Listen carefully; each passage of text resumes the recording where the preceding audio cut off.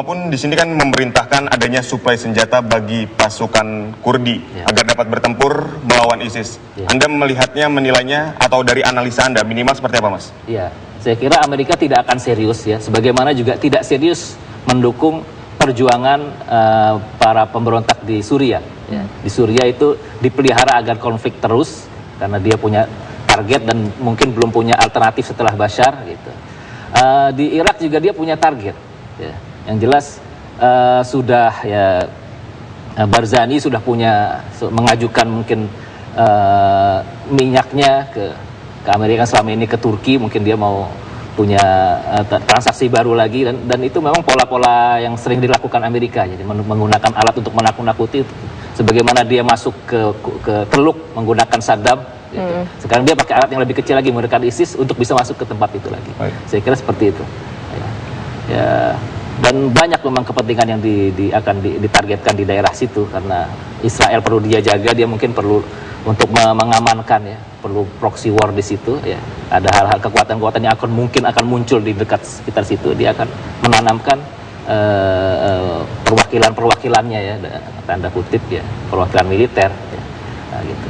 Jadi sangat banyak kepentingan Amerika di situ, sehingga saya yakin tidak akan serius. Meskipun seperti sebelumnya juga Amerika sudah mengancam akan mengebom dengan drone gitu. Betul. Tapi yang diincar bukan markas-markas ISIS. ISIS itu markas-markasnya pakai bendera jelas gitu. Tapi yang diincar justru orang-orang sipil. Gitu. Jadi ini juga ya permainan lagi. Ya. Saya kira tidak akan serius itu. Baik, jika Anda melihat skenario ini, apakah nantinya kejadian seperti Afghanistan dengan Talibannya juga akan terulang pada ISIS saat ini, Mas? Kelihatannya memang pola itu yang akan dipakai, sebagaimana dulu Taliban didukung, begitu selesai tugasnya diusir oleh mereka sendiri, akhirnya Amerika yang masuk, dan ya sekarang Afghanistan sampai sekarang seperti itu ya.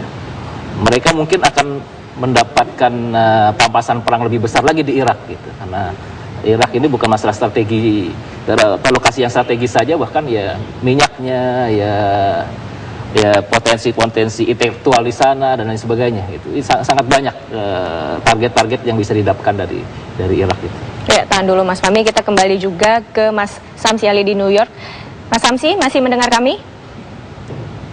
Masih. Ya, Mas Samsi, jika Anda lihat ini, bagaimana Anda melihat perkembangan ISIS yang sudah mulai mengancam keamanan begitu? Sebagai imam besar masjid di New York, apakah ada yang bisa dijelaskan apakah ini akan mempengaruhi kehidupan warga muslim di sana khususnya? Ya, saya kira sudah pasti ya, bahwa ISIS dengan propaganda yang luar biasa bertentangan dengan ajaran Islam itu atas nama Islam, itu sangat merusak sebenarnya citra Islam. Jadi upaya kami untuk membangun citra Islam yang positif di Amerika itu kembali terusak dengan perilaku dan tingkah laku yang dilakukan oleh ISIS di beberapa tempat.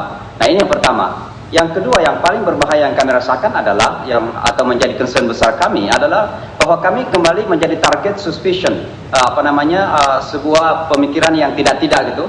Jangan-jangan umat Islam di Amerika ini mendukung ISIS misalnya, sebagaimana ada kelompok-kelompok yang dulu dicurigai mendukung Al-Qaeda misalnya.